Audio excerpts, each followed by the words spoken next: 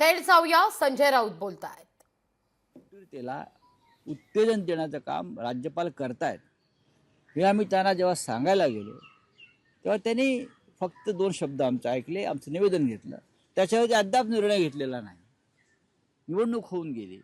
मग अशा राष्ट्रपतींच्या संदर्भात सर्वोच्च न्यायालयानं काही भूमिका घेतली तर त्याच्यावरती सरकारच्या चमच्यांना मिरच्या झोमण्याचं कारण काय? तुम्ही धमक्या देताय सर्वोच्च न्यायालयाला. आज या देशातल्या जनतेची एकमेव जो आशेचा किरण कोणता असेल थोड्याफार प्रमाणात तर ते फक्त सर्वोच्च न्यायालय. तो आशेचा दिवासुद्धा आपण विझवायचा प्रयत्न करतो असं मला वाटतं. अशा अनेक गोष्टी आहेत की आता आमचाच निर्णय आमदार पात्रतेसंदर्भात सर्वोच्च न्यायालयानं किंवा सरन्यायाधीशांनी 2.5-3 वर्ष ऐकल्यावर काय निर्णय दिला? काय दिला? घटनेच्या 10व्या कलमात म्हणजे अनुच्छेद 10 आहे, सेक्शन 10 पक्षांतर विरोधी, त्याची सरळ हत्या झाली.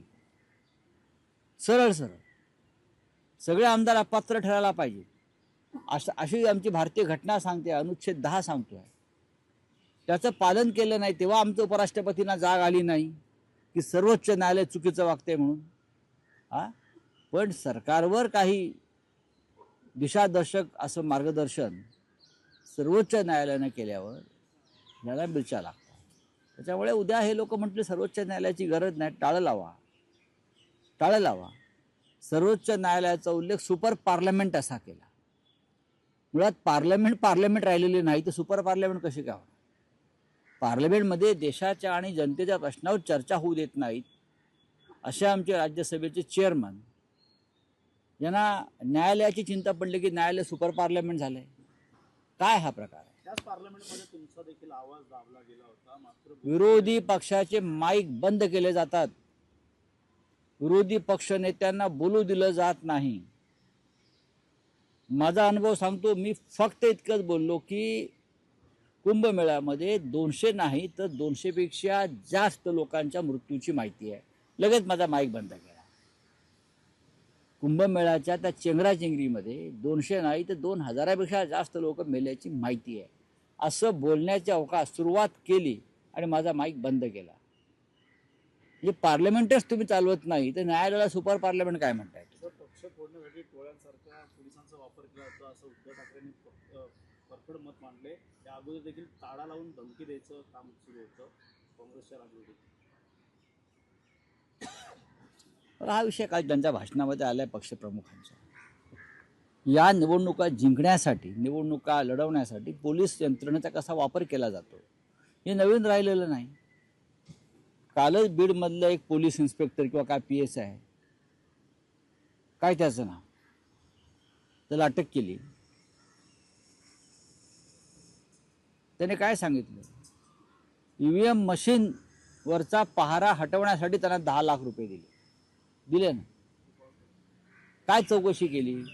म्हणजेच पोलीस यंत्रणेचा वापर हा प्रत्येक स्तरावर तुम्ही निवडणुका जिंकण्यासाठी EVM मध्ये घोटाळा करण्यासाठी केलेला आहे. उद्धव साहेब तेच म्हणालेत काल. चला काय आहे अजून? मराठी आणि म्हणजे मराठी हिंदी, त्यात हिंदी भाषेची सक्ती हा वाद आता आणखी चिघळताना दिसतोय. बघा, चिघळत नाही आहे तो. राज ठाकरेंविरोधात पोलिसात तक्रार केली. हे सगळं ठरवून चाललंय.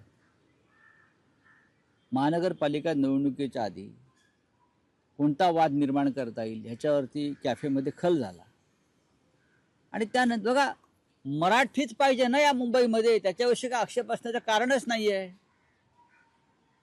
महाराष्ट्राला आणि मराठीला सगळ्यात जास्त धोका कोणापासून असेल तर हिंदीपासून असून तो गुजरातीपासून आहे.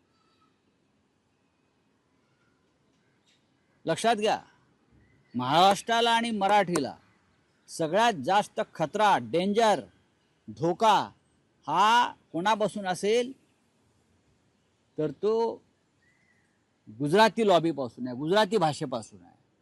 ज्यांनी संपूर्ण पश्चिम मुंबईचं गुजरातीकरण करण्याचा प्रयत्न केला त्याच्यावरती गाव कोणी बोलत नाही. भाजपला वाईट वाटेल म्हणून काय? त्याच्यावरती कॅफेत चर्चा होते का? त्याच्यामध्ये कधी कॅफेवर चर्चा झाली का? त्याच्यावरती कधी कोणी या गुजराती लॉबीच्या विरुद्ध किंवा गुजराती भाषेच्या आक्रमणाविरुद्ध महाराष्ट्रावर कोणी काळं फासणं हां, जे गुजराती बोर्ड लागलेले आहेत ते जाळणे ते आम्ही करतो आहोत. हिंदीच्या सक्तीविरुद्ध आमचा वाद आहे. हिंदी भाषेला वाद असण्याचं कारण नाही आणि हे शैक्षणिक धोरणाच्या भागापुरतंच मर्यादित आहे. पण महापालिका निवडणुकीच्या आधी त्यांना हे नवीन नवीन वाद निर्माण करायचे आहेत. कॅफे पण चालला पाहिजे ना. नाही, पण राऊत साहेब, तुम्ही ज्यावेळेस मनसेवर असा एक आरोप करतात, टीका मी करतात, मनसर कुठे, मी कॅफेमध्ये चर्चा होतात. पण तेही हा मुद्दा उपस्थित करतात की आदित्य ठाकरेंनी त्यांच्या प्रचारात वरळीत केमछोचे बॅनर लावले होते. केमछो बघा, त्यांनी एक बॅनर लावला केमछो, आम्ही लावला तो. आम्ही कोणावरती आक्रमण केलं नाही की त्याने आक्रमण केलेलं नाही. पण सरळ सरळ गुजरातमधून येणारे नेते, घाटकोपरची भाषा गुजराती, बोरिवलीची भाषा गुजराती, अमुक अमुक भागाची भाषा गुजराती, ह्याच्यावरती हे का उसळत नाहीत? का अमित शहाना वाईट वाटेल म्हणून, की नरेंद्र मोदी, फडणवीस यांना मानसिक त्रास होईल म्हणून अशा प्रकारे हिंदी विरोध सुरू केला आहे? या देशामध्ये मी देशाची भूमिका म्हणतो, एक संपर्क भाषा म्हणून हिंदी ही आहेच. राष्ट्रभाषेचा दर्जा तिला दिला, जरी राष्ट्रभाषा नसली, कारण संपूर्ण देशामध्ये कोणतीही तरी एक भाषा पाहिजे, ती हिंदी आहे. हां, शालेय अभ्यासक्रमासंदर्भात महाराष्ट्रामध्ये मराठी पहिला क्रमांकावर असायला पाहिजे आणि मराठी पहिला क्रमांकावर असण्यासंदर्भात कोणाचं दुमतच नाही आहे. तुम्ही तिसऱ्या भाषेच्या, त्रिसूत्री भाषा जो आहे प्रकार, हा विषय तिसऱ्या भाषेसंदर्भात आहे. ज्याला घ्यायचे ते घेतील, पण सक्ती करायची नाही. मिस्टर फडणवीस, हा महाराष्ट्र आहे, आम्ही बोलतोय ना हिंदी. आम्ही दिल्लीत देशात जाऊन हिंदीच बोलतो. आमची मुलं परदेशात शिकत नाही आहेत. आमची मुलं पॉप संगीत गात नाही आहेत. लक्षात घ्या. तुम्हाला असं वाटत नाही का की दक्षिणेतले लोक जितके त्यांच्या भाषा आणि अस्मितेविषयी कडवट आहेत, तितके मराठी लोक आपल्या भाषा अस्मितेसाठी कडवटपणा कमी दाखवत आहेत? त्यामुळे तुमचा गैरसमज आहे. दक्षिणेतले लोक हा जो विषय आहे ना, तर दक्षिणेतले राज्यकर्ते म्हटलं पाहिजे. दक्षिणेतले राज्यकर्ते कडवट आहेत, जेवढे आमचे नाही आहेत. आमचे गुलाम आहेत ना, आमचे व्यापारी आहेत, आमचे धंदेवाईक आहेत, आमचे दिल्लीचे चरणदास आहेत. आता हे सगळे राज्यकर्ते, आता राज ठाकरे अमित शहाशी कोणत्या भाषेत बोलतात? कोणत्या भाषेत बोलतात? राज ठाकरे मोदींशी कोणत्या भाषेत बोलतात? स्पष्ट करा. किंवा आता एकनाथ शिंदे आणि त्यांची जी टोळी आहे संशी, ते अमित शहा आणि म्हणजे कोणते नरेंद्र मोदीशी कोणत्या भाषेत बोलतात? इंग्रजीमध्ये बोलतात, जर्मनीमध्ये बोलतात, की फ्रेंच भाषा? त्यांनी फ्रेंचचा कोर्स केला आहे, सांगावं त्यांनी.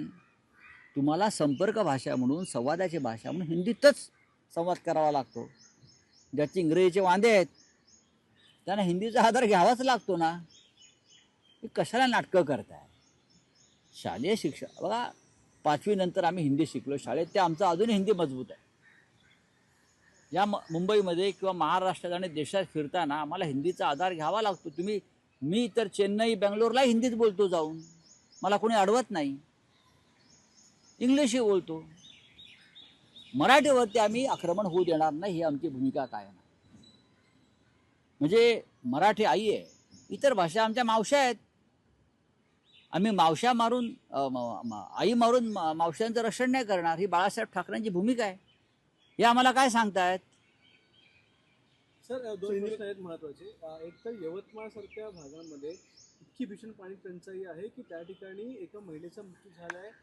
वर्धा, अकोला या ठिकाणी देखील मोठ्या प्रमाणामध्ये अजूनही पाणी टंचाईमुळे महिलांचे मृत्यू झालेले आहेत. काय वाटतं, या भीषण पाणी टंचाईबद्दल सरकार गंभीर आहे असं वाटतं? सरकार अजिबात गंभीर नाही ना. पाण्याच्या प्रश्नावर सरकार, मुंबईमध्ये पाण्यासाठी मोर्चे निघतात प्रथमच, नाशिकमध्ये मोर्चे निघतात पाण्यासाठी. यवतमाळ म्हणजे विदर्भ, मराठवाडा तर तहानलेलाच आहे. मृत्यू होत आहेत पाण्याशिवाय तडफडून. काय राज्याचे 2 उपमुख्यमंत्री आणि मुख्यमंत्री करतायत सांगावं ना जरा. काय करतायत? हे सगळे टँकर माफियांचे सूत्रधार आहेत. भारतीय जनता पक्षामध्ये जे अर्थपुरवठा आहेत करणारे, हे सगळे मोठ्या प्रमाणात टँकर माफिया सुद्धा आहेत. तर हिंदीची सक्ती करायची नाही, मराठी आमची आई आहे असं संजय राऊत म्हणतात. लोकशाही मराठी ऐका, पहा, जागरूक रहा.